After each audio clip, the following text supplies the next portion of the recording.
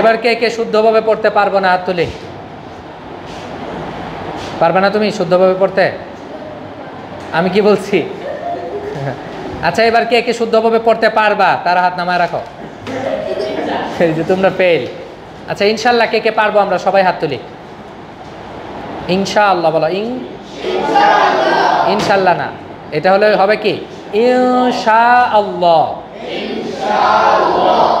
ইনশাআল্লাহ এরকম, ইনশাল্লাহ না, ইনশাআল্লাহ। আমরা এগুলো শুদ্ধভাবে মানে বলতে চেষ্টা করব। বলো আলহামদুলিল্লাহ, বলো সুবহানাল্লাহ, সুবহানাল্লাহ, আল্লাহু আকবার, আল্লাহু আকবার, ইনশাআল্লাহ, ইনশাআল্লাহ, ইনশাআল্লাহ, আসসালামু আলাইকুম, আসসালামু আলাইকুম,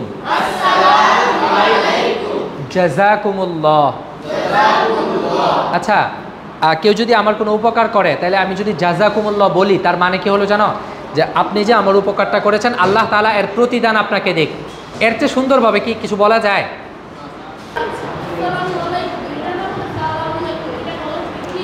না, আসসালামু আলাইকুম এটাই বলবে, আসসালামু আলাইকুম।